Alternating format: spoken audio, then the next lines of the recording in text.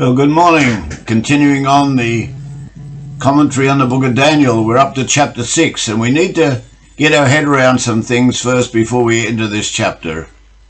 The first thing we need to look at and get an understanding is that at the end of chapter 5, it says that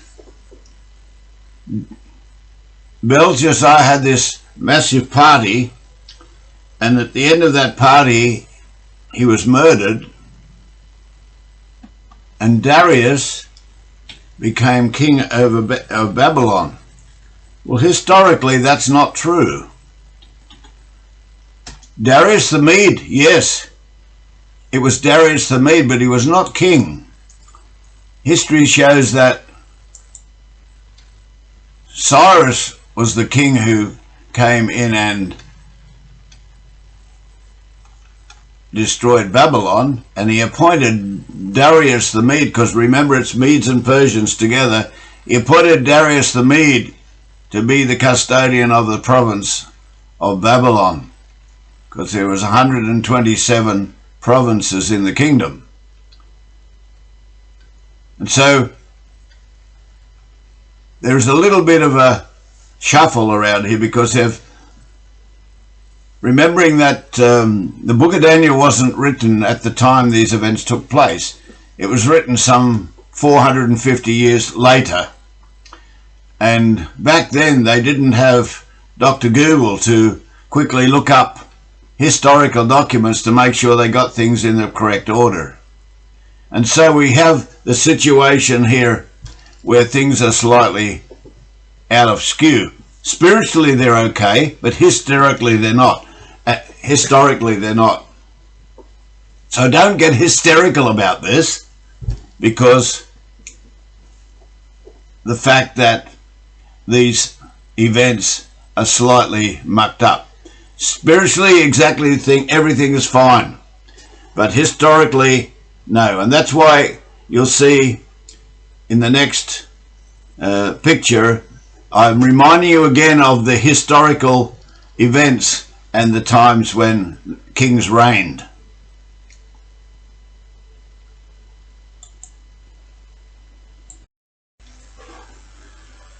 Okay, if we look at this carefully, we'll see that Nebuchadnezzar captured Jerusalem in 604 BC, and Nebuchadnezzar's reign ended in 538 BC, and that's where Nabonidus became king in 538 BC, and he only lasted as king for a short period of time.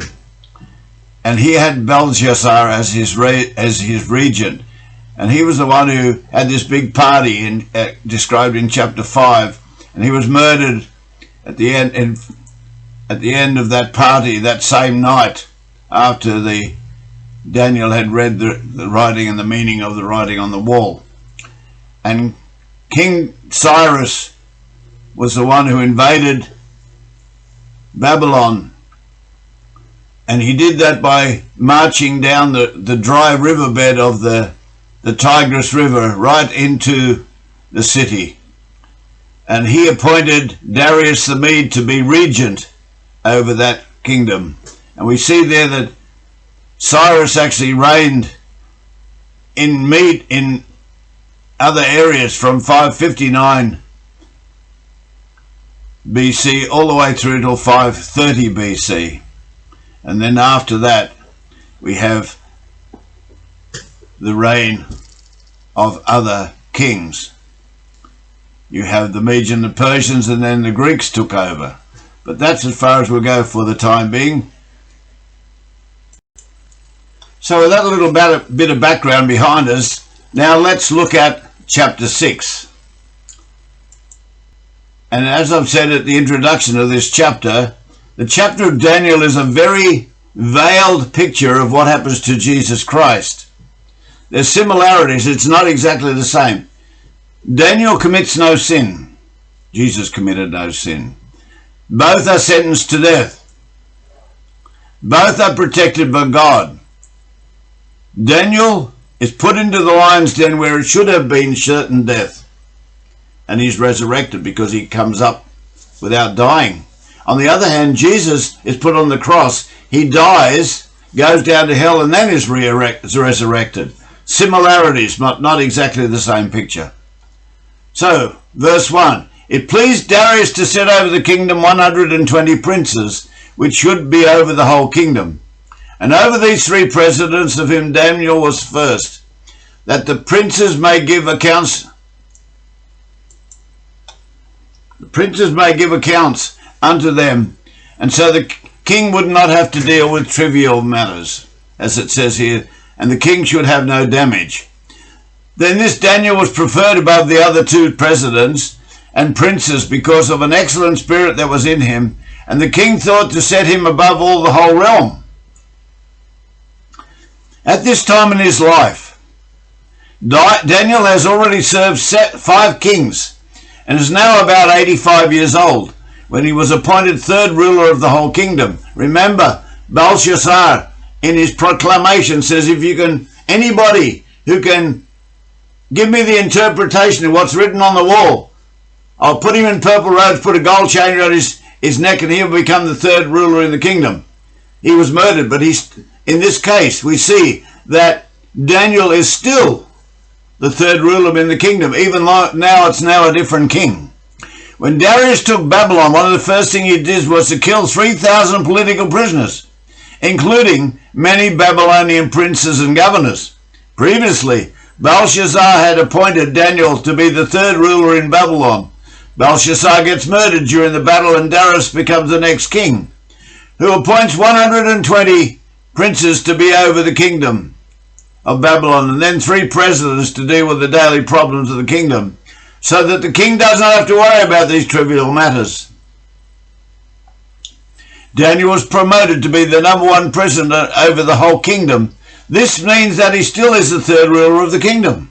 Needless to say, the 120 princes and the other 2 presidents were not amused that they were subordinate to a Jewish prisoner of war, and they sought all manners of ways to disgrace him with the 2 kings, with the king and the regent. Then the 2 presidents and the 120 princes sought to find occasion against Daniel according to the kingdom. But they could not find no occasion, nor fault, for as much as he was faithful, neither was there any error or fault found in him. Then these men said, we shall not find any occasion against this Daniel, except we find it against him concerning the law of his God. Then these 2 presidents and 120 princes assembled together to the king and said to the king, King Darius, live forever. All the presidents of the kingdom, the governors and the princes, the counselors and the captains, have counseled together to establish a royal statute and to make a firm decree that whosoever shall ask a petition of any god or man for 30 days, save thee, O king, shall he be cast into the den of lions. Now, this statement, this verse, starts out, verse 7 says, all the presidents. But it's not true, because not all 3 presidents agreed. In fact, Daniel was not even consulted about this proclamation. See how Satan works. What they said seemed okay, but it was a lie.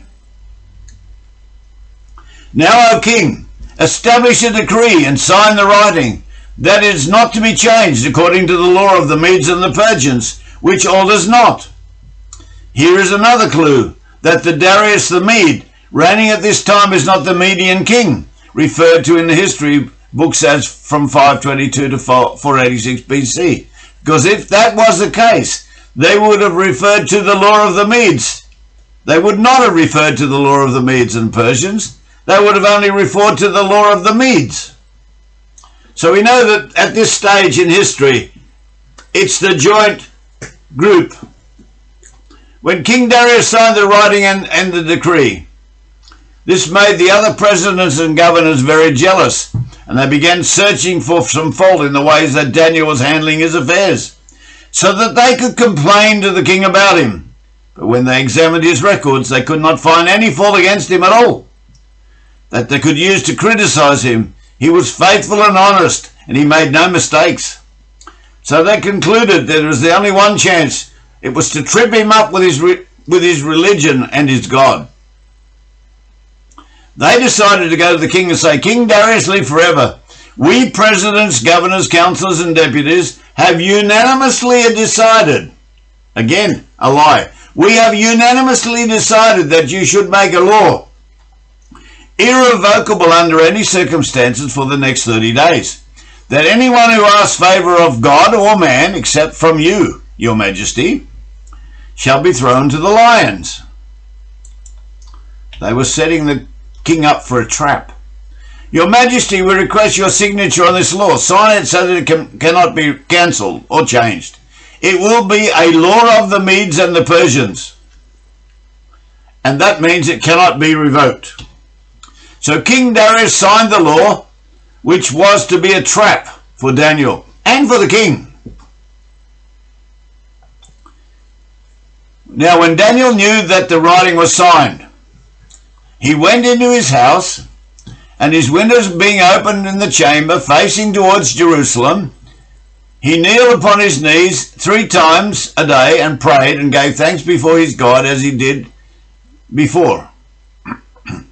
Now, notice that even though Daniel knew this law had been signed, he did not change his allegiance to his God. He still prayed 3 times a day, the same as before the law came into being, even knowing that it could be his death. Sadly, Christians do not do the same. When COVID came and was mandatory, and mandatory laws require that churches stop worshipping and singing praises and worship to the Almighty God, the churches did not continue worshipping and praising like Daniel did. He was prepared to even worship God till his death. Sadly, the churches at that time were not. Think about that.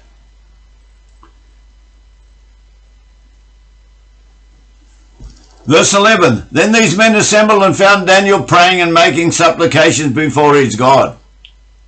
Then they came near and spoke before the king concerning the king's decree.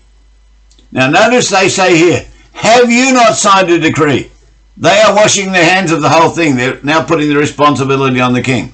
Have you not signed a decree that every man that shall ask a petition of any god or man within 30 days, save of thee, O king, shall be cast into the den of lions? The king answered and said, This is true, according to the law of the Medes and the Persians, which alters not. Then answered they and said before the king, that Daniel, which is of the children of the captivity of Judah, regardeth not thee, O king, nor the decree that you have signed, but makes his petitions 3 times a day. Then the king, when he heard these words, was sore displeased with himself. He suddenly realizes that he has been tricked, and so he sets his heart on Daniel to deliver him, and he labored till the going down of the sun to deliver him. He has realized that he's been tricked into signing this decree so that they can get rid of Daniel. Then these men assembled unto the king and said unto the king, Know, O king, that the law of the Medes and Persians is, that no decree or statute which the king establishes may be changed. These leaders are now threatening the king, if you don't follow your own law, you will be thrown into the den of lions.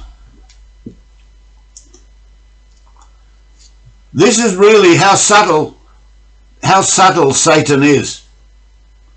They trap you, they lead you, they deceive you, because he comes to deceive, rob, kill, and destroy. He's now deceived, and now he's threatening to kill.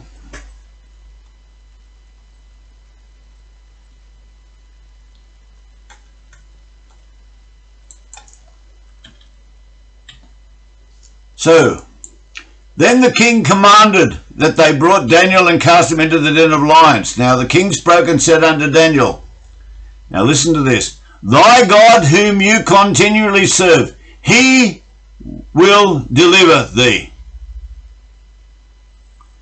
And a stone was brought and laid upon the mouth of the den, and the king sealed it with his own signet ring, and with the signet ring of his lords, that the purposes might not be changed concerning Daniel. Notice what happened when Jesus was crucified. They took his body down, they put it in the tomb. The people went to the king and said, oh, the disciples are going to steal it. So they rolled a big stone over the foot and they put guards there. Sealed it. Similar thing happened, Daniel. Similar thing happened with Jesus. In the document Final Mysteries Unsealed by Jack Van Impe, he makes the following statements about this section of Scripture. These verses are a mini treatise of the true friendship, what true friendship is all about, even though it might be expressed in a context we might not expect. Here is a powerful king who has signed a decree under considerable duress, now only to be made aware that his friend, counselor and confidant Daniel has been caught in the act of praying to the God of the Hebrews. I have seen Christians scratch their eyebrows as they bowed their heads and intone a quiet prayer in a restaurant, hoping that no one would see them praying before eating their food. But not Daniel. No secretive scratching of Jewish eyebrow for this saint of God. Daniel knew the decree had been signed, and that his life was on the line. Yet he continued to pray 3 times a day, as was the Jewish custom, and not just pray, but pray before an open window. He wanted everybody to know what he was doing, to whom he gave his allegiance, as he bowed his head humbly towards Jerusalem, not towards the headquarters of the Medes and the Persians. Now, in the Old Testament, the Jews were commanded to go up to Jerusalem to pray, but if they could not do this because of distance, they were to turn and face Jerusalem when they prayed, and God would see them and answer their prayers as if they were in Jerusalem. Matthew 10:32 and 33 reminds us that whoever therefore shall confess me before men, him will I also confess before my Father which is in heaven. But whosoever shall deny me before men, him will I also deny before my Father which is in heaven. Going back to my comment about the Christians and COVID, remember those scriptures and confess before God your sin. If you stop praying or going to church while COVID was on, you have committed a sin. Deal with it, or it will deal with you later. It was true in Daniel's day, and it is true in ours today. God does not put much stock in would-be believers who quietly scratch their eyebrows for fear of being caught in the act of praying. It has got to be something that you are happy to do, and do it in public. Later, Jesus said, whosoever therefore shall be ashamed of me and of my words in this adulterous and sinful generation, of him also shall the Son of Man be ashamed, when he comes in the glory of the Father with his holy angels. Refer to Mark chapter 8, verse 38. While the first 6 chapters of Daniel are more historical and devotional, do not forget that the essential content of Daniel, seen more graphically in the last 6 chapters, is about the return of the Messiah, the coming again of Jesus Christ, a moment when Jesus will remind us that if we have been ashamed of him, he will be ashamed of us. It cuts both ways. Then crowns hang heavy on the heads of any ruler, and this night the head of Darius was heavy indeed. He realized he'd been tricked by his own staff, just so that they could get rid of their enemy. The problem was their man was also Darius's man, but for completely different reasons. Darius loved Daniel.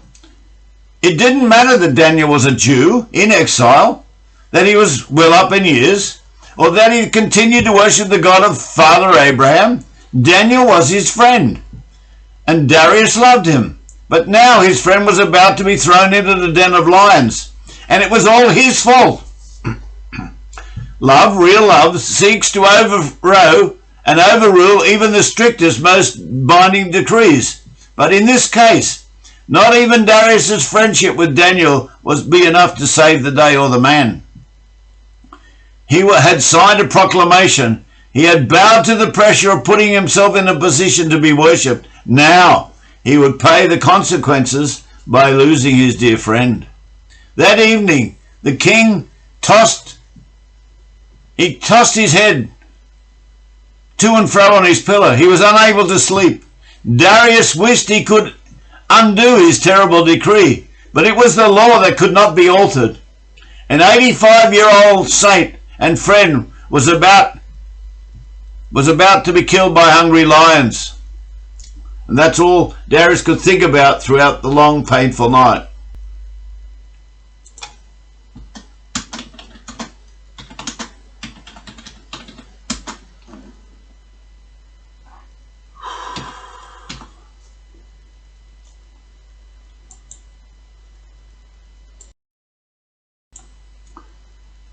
So Daniel was in this situation because his friend had been tricked.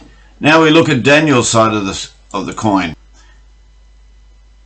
Daniel found himself between a rock and a hard place. He had to do the deed, and Daniel was brought to what was all assumed would be his ultimate death. But note that when the king says in verse 16, "Thy God, whom thou serve continually, he will deliver thee."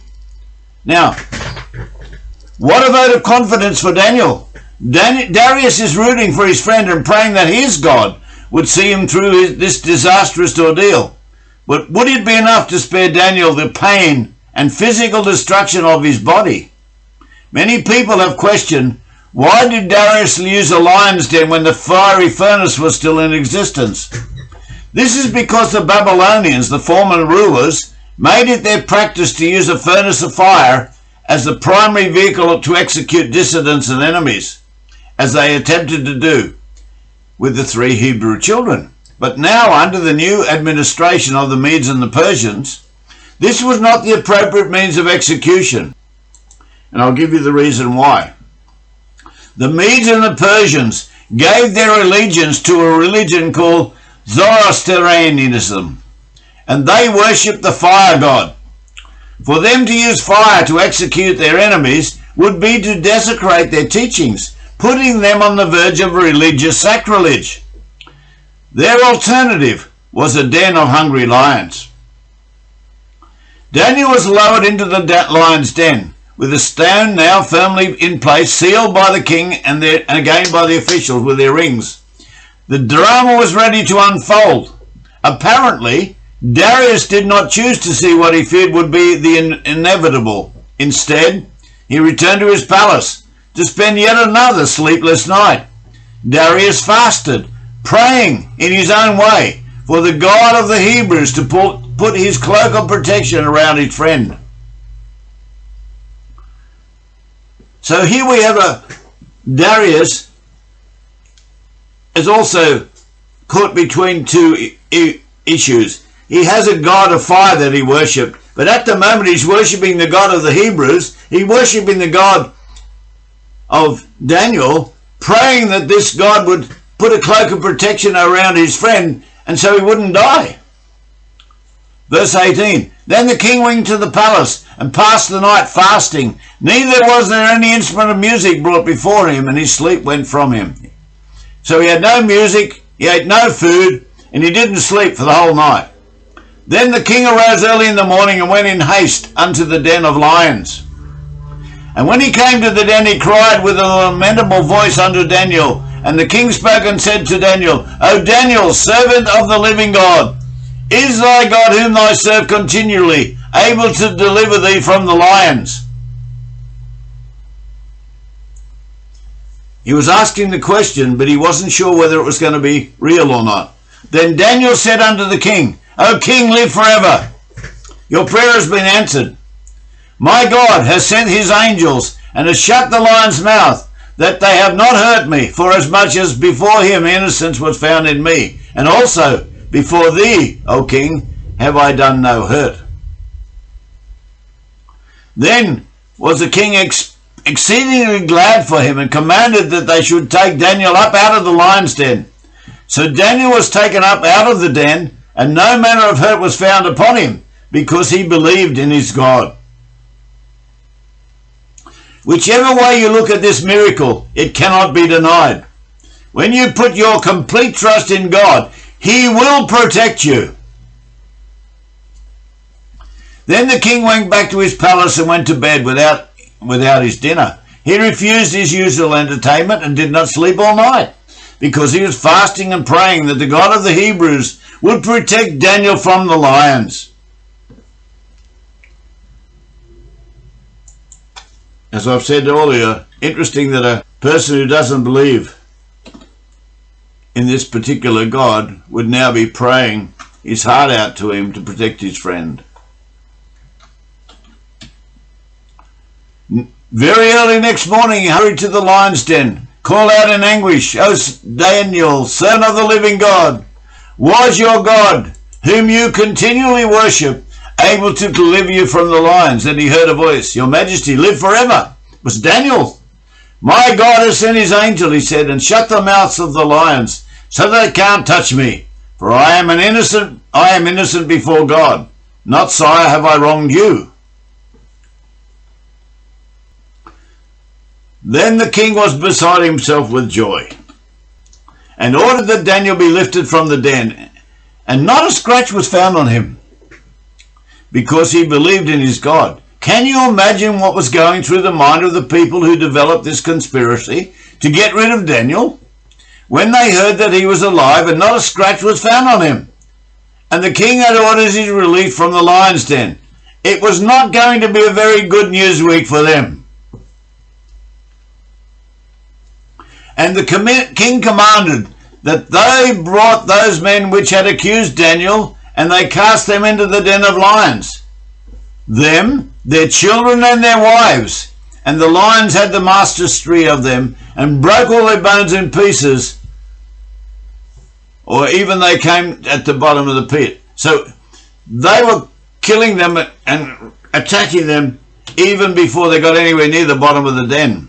Then the king issued a command to bring the men who had accused Daniel and throw them into the den, along with their children and wives, so that their inheritance line would completely be removed from the records. And the lion leaped upon them and tore them apart, even before their bodies even hit the floor of the den. Then King Darius wrote unto all people, nations, and languages that dwell in of all of the earth, "Peace be multiplied upon you. I make a decree that every dominion of my kingdom men tremble and fear before the God of Daniel. For he is the living God, and steadfast forever, and his kingdom that which shall not be destroyed, and his dominion shall even be unto the end. He delivers and he rescues, and he works signs and wonders in the heavens and on the earth, who has delivered Daniel from the power of the lions." So this Daniel prospered in the reign of Darius and in the reign of Cyrus the Persian.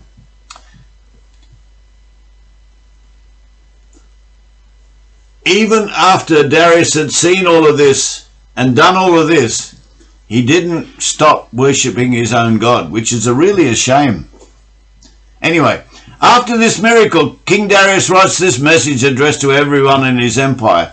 "Greetings! I decree that everyone shall tremble and fear before the God of Daniel in every part of my kingdom. For his God is a living, unchanging God, whose kingdom shall never be destroyed, and whose power shall never end. He delivers his people, preserving them from harm. He does great miracles in heaven and earth. It is he who delivered Daniel from the power of the lions." So Daniel prospered in the reign of Darius.